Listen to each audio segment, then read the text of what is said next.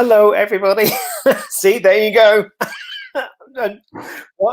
Welcome to another Ask Alun. And you're going to need to bear with me, everybody, because I need just to get the thing up on my phone. Anyway, I'm just going to keep talking. So welcome to another Ask Alun. My name is Alan Jones, and I'm an Access Consciousness Certified Facilitator. And I do these weekly kind of things where people will send in questions, and I play with them and try to be as helpful as I can, or not, as the case may be. It all depends on how bad I'm feeling on that particular day. And I am joined by my very first guest on Ask Alun, Glenyce Hughes.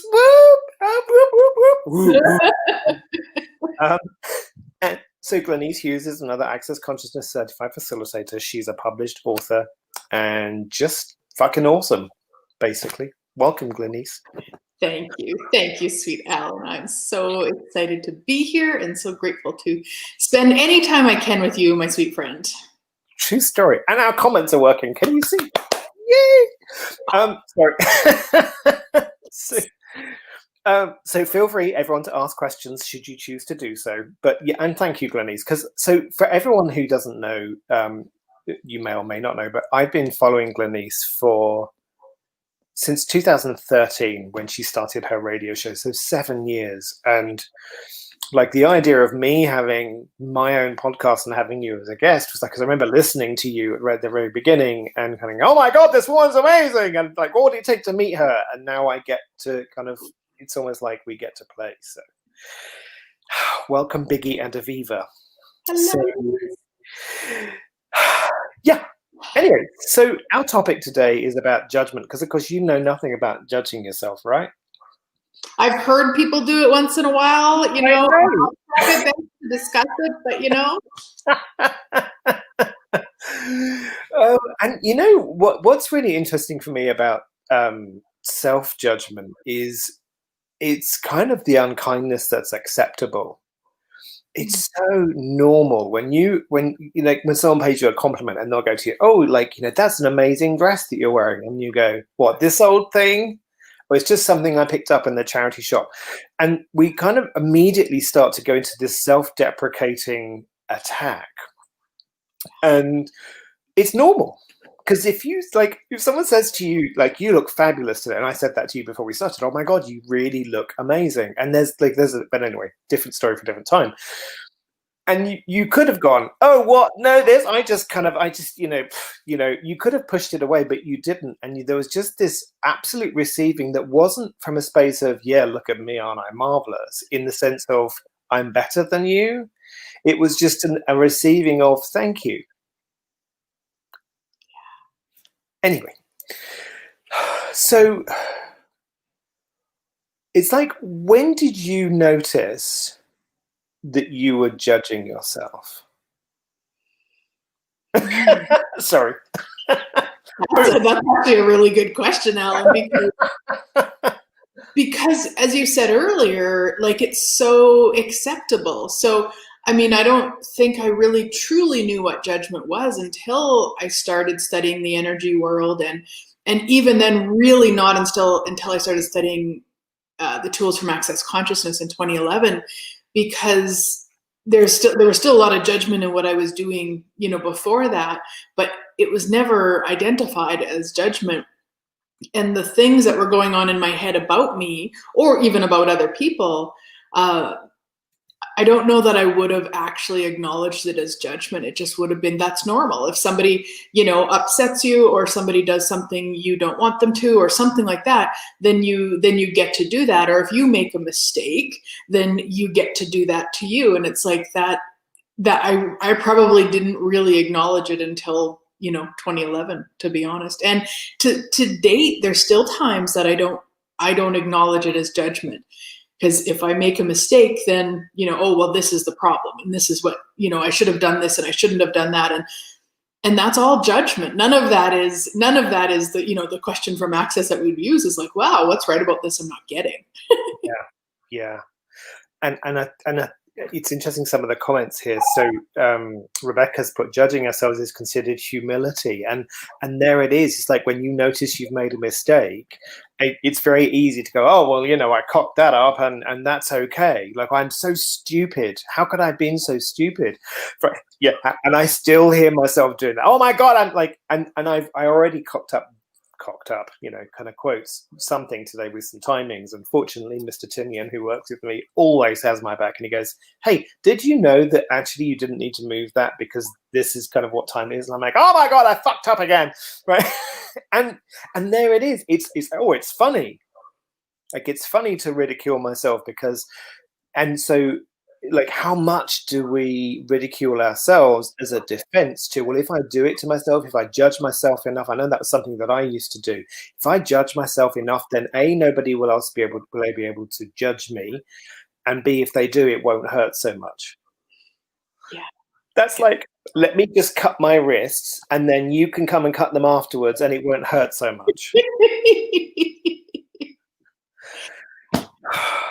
So, and the other thing I get also is the positive judgments. I remember when I was trying to change my body, it's like, I need to be able to look in the mirror and judge my body as the most sexy body that ever existed. That's the, like, and if I don't have that, then I still got a horrible, fat, ugly, fat, hairy, disgusting body. And this is it, isn't it? Like, we're trying to exchange the negative judgments with the positive ones. And then the one person, you just got it. You just got that. Like, I'm feeling sexy. I'm looking the most amazing. And then someone goes, you're a fat, ugly git. And you're like, no! Like, why can't you see like that? So. Oh, it's so true. Like, it's so much where, and that was, you know, the stuff I was doing, the modalities I was playing with and stuff before Access was all about that. It's focus on the positive, which means we have to judge it, because positive is still judgment, and ignore the negative, which then means we have to judge that. And I just, you know, would focus on that so much. And I remember, you know, hubby would come home from work and he would be, you know, pissy about work and this and that. And I would be like, you need to stop being so negative about that. You need to stop talking about that. You need to be positive. Little black much, you know, but at the time I thought that I was doing the right thing. I mean, that's what you're supposed to do. But oh my gosh, like, what if there was no positive and there was no negative? What if everything could truly be an interesting point of view? And that for me is like, if we look at, you know, because one of the title for today was, how do I stop judging myself? And that has been for me one of, and I know there are some questions, we will get to them, but like that comment, Glenyce, is, you know, when I first started using the interesting point of view tool, it's like, man, you know, I would say it, and I wasn't really saying it. It's like, yeah, interesting point of view. And then I did, and I really didn't start to have ease with my body till about 2 years ago, when I forced myself to stand in front of the mirror, and it was forced, right? And I made myself do it every day for a month naked. And it's like, interesting point of view. I have that point of view. And just really, because this has to stop. You know, for me, it was like, I got to a point where, like, I'm kind of done. I'm so bored with hating my body and then just sabotaging everything in my life. And it doesn't have to just be bodies. It could be your business or and like money was another one for me. It's like, interesting point of view. I can never create money like that. These are things that really stick us. Interesting point of view. So, you know, and we've also got to be willing to stop. Like, you know, we can destroy and uncreate and pot and pock an interesting point of view till the cows come home. But if you don't make a different choice, we're just going to keep going around in circles, is what I've experienced. Yeah. And I often will have people come when they come to like a foundation class or something. I'll usually ask, you know, if you could have anything changed by the end of this class, what's the one thing? And a lot of people will say, I want to stop judging me. And then I will say to them, this isn't the class for you then. And they'll be like horrified, like, what do you mean? You know, and it's just like, because that judgment isn't ever real. It's never yours. So you'll never stop judging you. You will always be aware of judgment. The only thing that I can assist you with is to stop playing with it as though it's yours. That we have a tool for. But to stop actually judging you, we would probably would have to, I don't know, take your brain out. Like, we're aware. So we're aware of the judgment on the planet. So when we look in a mirror, how many people are we aware of that are looking in the mirror? When we have money problems, how many people are we aware of that have the money problems? Like, the judgment is never, ever, ever ours. But what I find, at least for myself, what I've found over the years is that I'll use it as a way to distract myself from actually changing the thing. Yeah. And then I get to spin in the wrongness of me and the judgment of me and how horrible I am, rather than going, okay, you know what? Yeah, that doesn't work for me anymore. Now what? And making different choices. I love that about the whole judgment piece not being yours, because it's almost like, and so for those of you who don't know, 𝗏𝗏𝗏𝗏 is the shortened version of the Access Consciousness Clearing Statement. But I remember a facilitator once saying to me, you can't 𝗏𝗏𝗏𝗏 your awareness. That's like me cleaning my windows and expecting yours to be clean. And and looking and going, my God, those windows are still really filthy, and let me clean them again and clean them again and clean them again. And it's crazy. And we go into this, and also the piece where you said we use it to distract ourselves. It's a really brilliant way of justifying why we can't choose anything different. And no one can change. And you just said no one can change that but us. There was a comment in here earlier on about judging to fit in. Absolutely true. So Timian is saying, I find that without judgment, you have so much time to create, and many people don't choose that, which is exactly what you're saying. Yes. Yes. And that, and it's like, again, it's like, it's acceptable because you don't, necessarily, depending on you and your friends and that, but it's acceptable to sit around and talk about how horrible your money story is and how awful it is and how it'll never change because of all the billions of things, rather than be like, wow, the other day I noticed that my money stuff wasn't where I'd like it to be. And so I started doing this and this to change it. I mean, the more that you play with these tools or whatever tools that you use for more consciousness, you'll start to have those friends. Alun and I do that. I mean, that it'll start to become your norm in a sense. But right now where it's at is the focus is on the problem. It's never about what's possible. Well, the whole poor me thing for me was like, well, then people will like me. People will want to be around me because I know, because this is what I grew up with. This is what my mother did. This is what my mother's sisters did. This is what they all did. Because the one who has the worst story of their life is the one who everyone gets to feel sorry for and kind of give them attention. But then, of course, what happens, they might get the attention for that 10 minutes. But what happens, of course, is the other 7 sisters all go off behind her back and absolutely tear her to pieces. And as an energetic being, of course, we are aware of that, but we don't really know what it is because we don't get given tools like that. So then we start to feel worse. It's totally crazy. So, that question of what is the value for this? What does judging me actually do for me that I'm not willing to let go of yet? What does it give me that not judging me wouldn't? Yeah. So, Leah's saying judgment as a barometer. Yep, absolutely right. Because if I judge me more than you, then you won't feel bad about yourself. Because of course because if I feel amazing, Glenyce, you have to feel shit, right? That's the law. So I have to judge me, because then I'm really bad because you're feeling crap because I'm feeling so amazing. And again, it's like other people will try to manipulate us by that. It's like, wow, and we go back to, wow, interesting point of view. Yeah.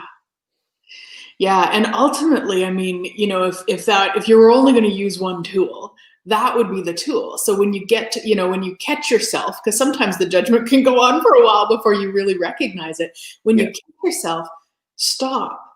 Just in that moment, stop. And then be with whatever that judgment is of interesting point of view. I have this point of view.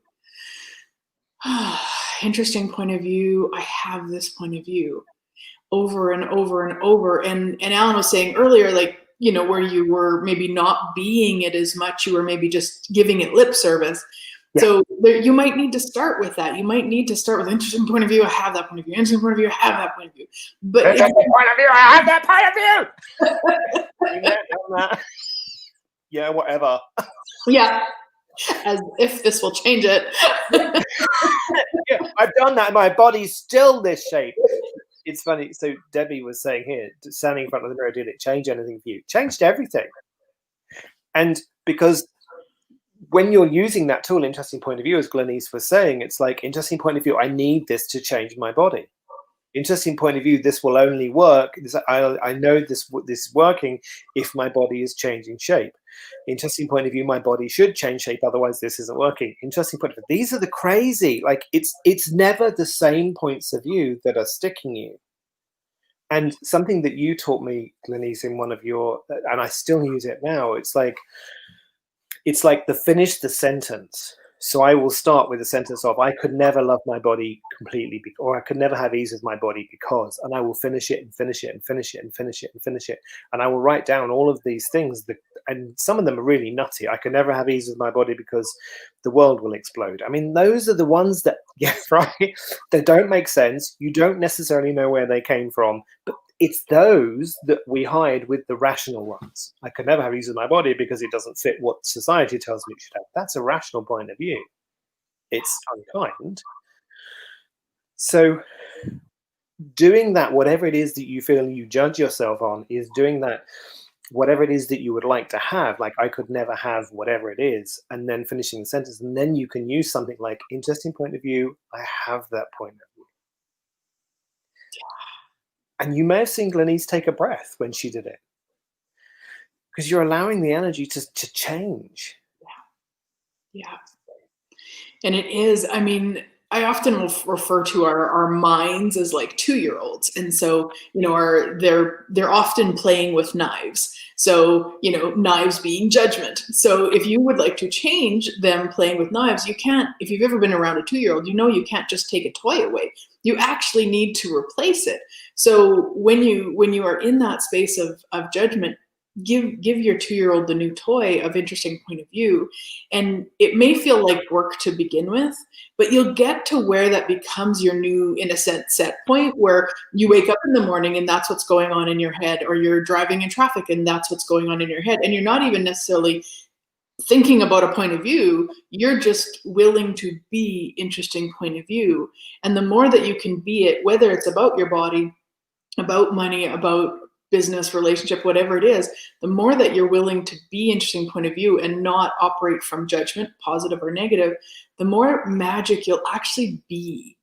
But from the judgment, you can't be that magic, because you're only going to operate on that one piece of judgment.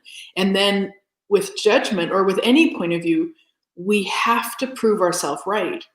So if you've judged that it's going to be a horrible day, you're going to prove yourself right. If you judge that money's hard for you, you're going to prove yourself right. So the more of these points of views you can get rid of, the more ease you'll have with everything in your life. Yeah, totally. The more freedom, the more choice. So it says interesting. There's a couple of things that I really want to pick up on. It's, so Lauren's saying, what tool is best to use when we do judgment? Interesting point of view. Timian said it allows me to have one foot in this reality, and Leah says allows me to be perfect. Yeah, exactly. Those are the crazy things. So Aviva's saying the scales can never be even on one side, as always, and always heavy. One side is heavier than the other. Interesting point of view. I have that point of view. And then she goes on to say, is it acceptance or allowance? And for me, there's a different energy between acceptance and allowance. Acceptance is, I'll put up with it. I'll accept you for what you are. I don't like it, but I'll put up with it.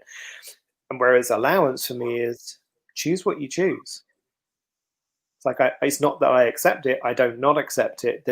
For me, there's just this, I don't know if you can, what is there a difference for you between acceptance and allowance? Yeah, it actually takes judgment to do acceptance. Yeah. Because then, like exactly what you were saying, Alan, is like, well, okay, you know, you're that way, fine, I'll put up with it, but I don't like it. So there's no allowance in that. You're still being a judgy judgerson, you know. And allowance is just having no point of view about it and still getting to choose for us. And so if somebody, you know, came to, I'm facilitating a foundation right now, so if somebody came in and they were, you know, screaming at all of us and unkind and hitting people, you know, it's not like I'm just going to sit back and say, well, I'm going to be an allowance here. I'm also not going to accept it. I'm going to look at, okay, what works here, which will probably being, okay, you need to go, and maybe calling the police or getting, you know, hubby in there, who knows. Yeah. My big teddy bear, you know. Yeah, I'm the screamy, shouty one in this house, so that's, yeah. But yeah, it is actually that. It's like, it's that willingness to kind of go, do you know what, that doesn't work for me. I remember my mother came to visit once, and she is quite racist. She has some really judgmental views about people, and she was sitting there talking about, it was when the whole Brexit thing was going on. And I just looked at her and went, hey, look, I know you have views about this. They don't work for me in this house. If you want to have them, that's fine, but not here. It's very calm, just very kind of matter of fact, very space, but also very no.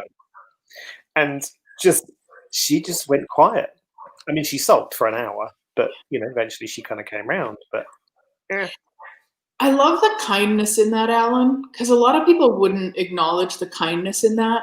But what we often do, and I know because I've done it just once, but I've done it, is that, you know, that person is doing that, let's say making a racist comment or something, and they're doing it, and I don't say anything, but then I talk about it after with other people.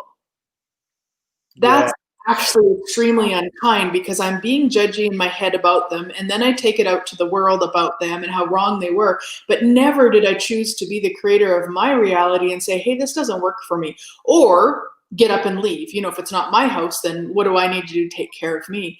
And most people would not call what you did kind, and that is so kind, because then you didn't have to play with it anymore. You didn't have to make her wrong. It was clear to her, and then she had a choice. If she really wanted to keep going with that, she could have went to her friend's house. She could have went somewhere where that was, you know, acceptable, acceptable, wanted, desired. Yeah. And, you know, because I know we're coming to the end, but just one other piece for me, in terms of the whole body thing, for me, the same thing, I've realized for me, it's the same with anything that I want to change in my life. I won't change it until the thing that inspires me has more value or more appeal than what I'm currently choosing. So, you know, when I tried to replace judging my body as horrible with judging it as kind of amazing, that's nothing, that's not greater, that's not inspirational, that's just replacing it with another set of judgments. Oh wow, sorry, it's pouring with rain. It's just suddenly gone dark and started raining. So easily distracted. So like, what really inspired me was being around someone who had no judgment of bodies, and it took me 3 days to realize I hadn't judged my body once. Literally, I'm walking around this person in my underwear, like we both were. He has an amazing body, and I'm like, oh my god, like what?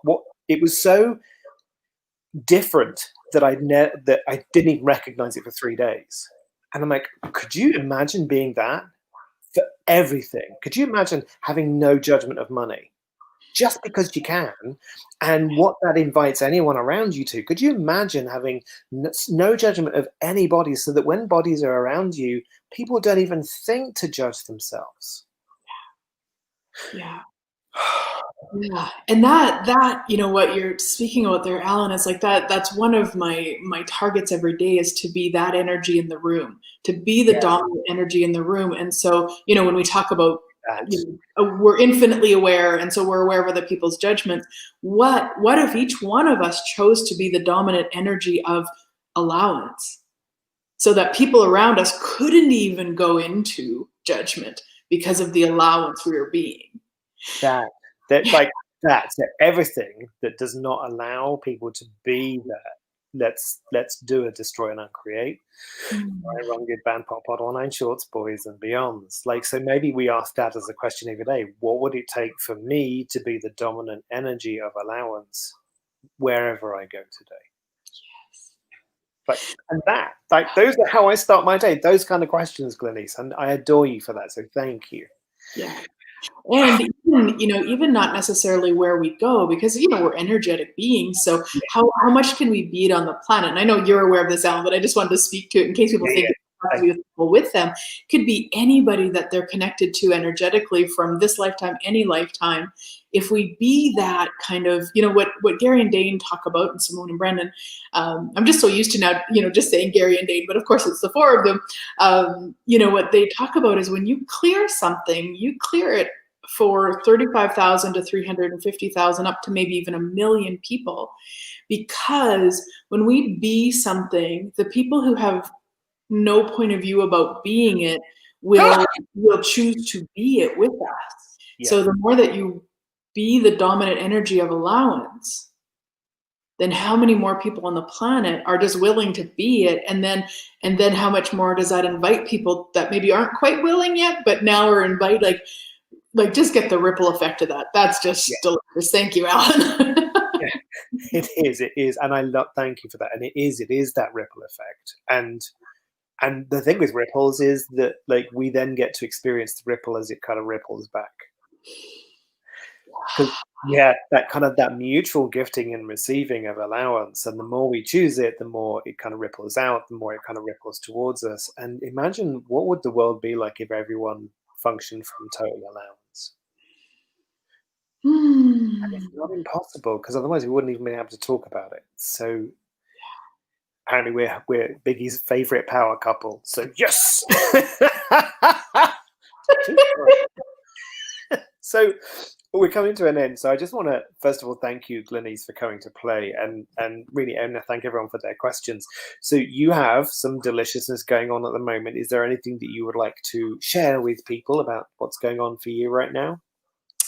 I have so much going on. It's amazing. But what I really want to invite people to, and some of you, and a Biggie I was even able to connect with, if you're on my email list, you will get these random emails from me now of when I want to meet you, when I want to talk to you. And so I just open up a Zoom line. It's a one-on-one thing. And so you just kind of need to be there. So that's what I would invite people to. You can go to my webpage, glenycehughes.com, sign up for the magical gift, and then you'll be on my list and you'll get that email so that we can connect. Because I just freaking love, I had so much fun the other day talking to all these people and actually getting to know them, because it is so often one-sided, and I love that too, don't get me wrong, but man, to find out about Biggie and who she bees and her grandbabies, and I mean, it's so magical. So that's my invite, and of course when you're on there you'll see about all the awesome stuff too.